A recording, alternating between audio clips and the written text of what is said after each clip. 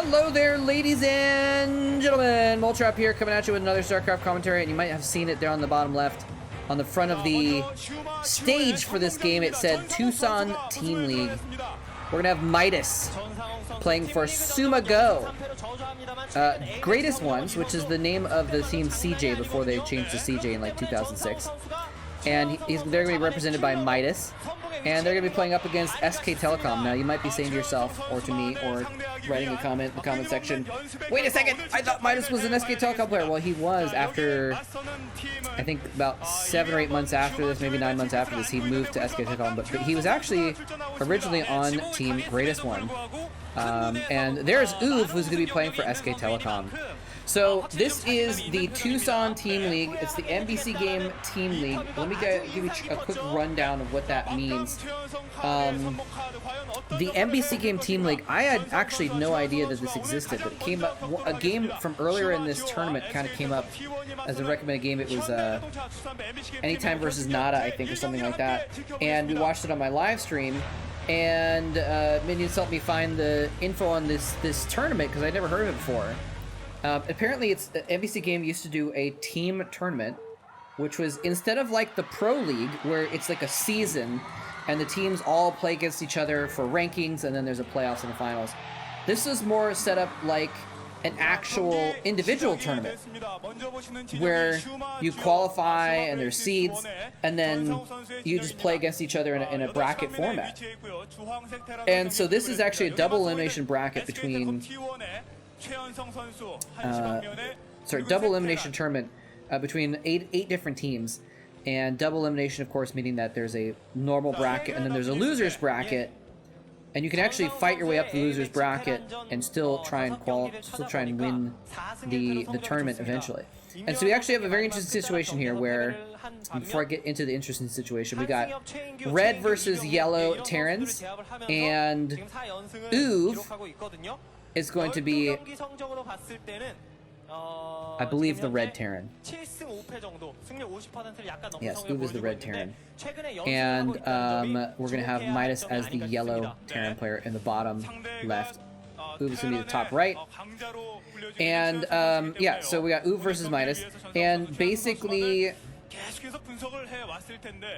yeah, so this is an interesting situation because these guys, these teams actually fought against each other already in the finals. They fought against each other in the finals.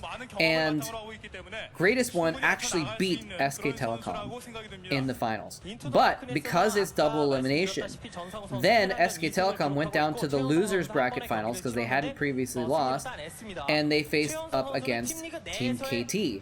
And they beat KT in the losers bracket finals to get to the grand finals. So this is actually a rematch of the finals, but it's kind of interesting that if Greatest One wins, then they will definitely have proven without a doubt that they're the superior team, because they will have won 2 best-of-7s in a row against this team. But if SK Telecom wins, then they will have won 1 and lost 1 best-of-7, but it'll be because they won the second best-of-7, that's considered the more important best-of-7, and they'll actually be the champions. So it's a little bit, kind of sucks a little bit for the Greatest One that they're kind of at a little bit of a disadvantage in that sense, and that's why some of the old like MLG tournaments used to have what was it called, extended series rules, where if a person had, if 2 players had met previously, then 1 player would get an advantage if they won the previous tournament or previous series, to kind of make it fair. Because otherwise, if you have 2 series, right, and you win 4-0, and then the other tournament you lose 3-4, well, total, that's, you know, 7-4, but you're still losing, and that kind of is a little bit rotten. So we could have that situation here, I don't know, but anyway, just now you have some context. That's what's going on here. We do have a pretty early well, we have a barracks first for iloveoov, who's the red player. He's sending down some Marines for pressure. We do have it looks like a command center first for Midas, actually. Now, is iloveoov going to be able to put enough pressure on to counteract the fact that he went for command center first? Not sure. He's going to go for 2 factories, actually, as well. So maybe he will be able to put on some pressure. He might be able to put on the pressure here and actually punish this command center first. We're going to find out in a moment. But first, again, a little bit more context for the Team League. Like I said, this is being put on by MBCGame. I guess they did it every year and had a different sponsor every year. The sponsor this year in 2004 was Hyundai. Sorry, Hyundai. And there's the... Wait. Was that the Greatest One team? Because that was Zelos, but Gorush as well? Maybe Gorush also was on Greatest One, and he'd moved to SK Telecom, because I know he was an SKT player later on as well. So I'm not sure. We'll have to see as we go who plays for which team, because I'm a little confused. I got confused at first when I checked things. I was like, wait, Midas versus Oov? Aren't they on the same team? But, yeah, Midas moved to SK Telecom the year after this. Anyway, so we do have some vultures moving across the map and some marines, but this bunker and this nice little wall with the barracks, I think that might even be... It's hard to tell because the sprites are not as big as the actual area that it's taking up as far as tiles on the map, so that might be a wall, like a solid wall actually, that he can't squeeze vultures by. But if he can squeeze vultures by, he might be able to get in and do some damage, because right now, Midas doesn't really have anything to deal with these vultures at all behind that bunker, so... Anyway, yeah, so it was sponsored by Hyundai. Sorry, Hyundai. Or is it Hyundai? I'll have to look it up again. I looked it up, and then I, like, forgot. Yeah, Hyundai. Hyundai. Is how it's pronounced in Korean. And I guess, like, one of their cars is called Tucson. So this is one of the models of their cars. So that's the winning team gets a certain amount of prize money, and they also get a car, which is a little bit weird to me. That let's see, they get I guess they get like $10,000 ish or something like that. And oh, let's see, $12,000 for first place, I think. Or maybe they just get a car. I don't know. Anyways, a car is at least part of the winnings for the winning team, and which is a little bit weird to me because, like, who gets to drive it? Like, I don't know. That's interesting. But yeah, this is a new series. I might try and find more of these too, because this is kind of cool to see these kind of more high stakes tournament matches between the teams. You know, so anyway, so it looks like we didn't really get to have any pressure from Oov onto Midas. Midas, as some people used to call him, and Starport going down for Oov now as well, I think. Yeah, he's got mines out on the map as well. So Oov kind of taking a little bit of map control. He wasn't able to... Oh, and a second starport actually going up for him. And so yeah, he's taking a little bit of map control there. He's got the barracks floating in there. So he actually sees, and this might be a reaction where he goes in there and sees, okay, my opponent has one starport. I'm going to make two starports. That seems to be the way that you did things in 2004. If your opponent has 3 starports, you make 4. If your opponent has 4 starports, you make 5. And just try and win that air battle more often than not. For some reason, I don't know, I could be wrong. It's just like a gut, like, anecdotal observation that I haven't really kept track of or anything like that. But I feel like that happened a lot back in the older days of StarCraft, where you just try and outpower your opponent's air force with more air, in TVT specifically. Well, I guess in ZVZ, I guess, as well. In ZVZ, it's also the case that you want more mutas. But anyway, we do have Midas pushing out here with a little bit of a group of tanks and a couple marines, a couple vultures. And, you know, straight up battle. Look at that kid. He was so... His mouth was, like, completely agape. He's so excited about this. Oh, he's gonna run into some mines! Oh, the double mine hit on the tank! Takes it out, and he's gonna immediately turn back around and go home again. Wow. Just losing that one tank, I mean, is half of his major firepower, because with a definite minority of in the vulture count, he's not gonna be able to go toe-to-toe unless he has those tanks to really put out the firepower and take out masses of enemy vultures. You know, if micro well against mines and what have you, but losing that tank is a really big deal. So now, Oov definitely has map control. He's got these wraiths out as well. Single Vulture's going to go ahead and run into his base and kind of scout out what's going on. Now, is he going to see the double starport? He sees the wraiths there, but it could just be one port wraiths, right? We didn't get to see how far back that Vulture got to see if it got a good scout off or not. But whatever the case was, he feels like, okay, I think I have an advantage here because we do see Midas, the yellow player, pushing out onto the map with a massive vultures, and it looks like he does have more vultures. Now, he has more vultures, but that's because Oov has been making wraiths with a lot of his money. But those wraiths are now across the map, and instead of taking free damage onto the vultures, he's actually running to try and get some free damage onto the SCVs instead. Not sure how many wraiths Midas has right now. He's only got the one starport that's been functioning, but he may have a couple wraiths hidden somewhere. And in the meantime, he's going to get some free damage down on these SCVs. A wraith pops out. Oh, and he actually had a couple wraiths on the side. Combines it with that wraith popping out. Cloak goes down for Oov, but he's still going to be a little bit outnumbered and going to just lose his wraiths very quickly there. It looks like it might have been better focus firing by Midas as well. So Midas taking a pretty big lead in the wraith count now. By taking out two of his opponents, but now he comes in. Actually, looks like he may have scanned earlier, and the scan has run out. He doesn't have another scan up, so now the cloak wraiths are going to come in and polish off those couple of wraiths that Oov had. I'm sorry, that Midas had as well. So now Oov kind of taking back exactly what he lost and continuing to get free damage onto the SCV count. If he can take out a few SCVs, that'd be really, really crucial because Midas had his second command center up way earlier. Oov did expand after the two factories, but by getting that command center up earlier, he's producing many more SCVs. So his economy is just going to be better overall. But in the meantime, it does look like because of the kind of trading of wraiths, and somehow Midas ended up getting ahead in the vulture count. Despite losing that tank early on and what have you. Again, probably just because of the fact that he has a better economy, so he's able to make more units.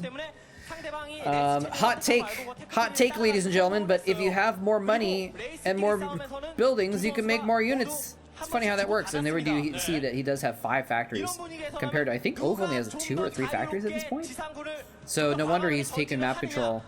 And is that an enemy mine that the Goliaths just walked by and they just somehow survived? But anyway, so now Midas is taken back control of the map with the superior vulture count, and maybe more wraiths. He's now up to 3 starports. Midas was on 2 starports, but no, actually he's now on 3 starports. He's starting to make more factories, so he's on 4 factories. He's making a 5th, so he's going to be catching up in production. But catching up production does not make you catch up in produced units.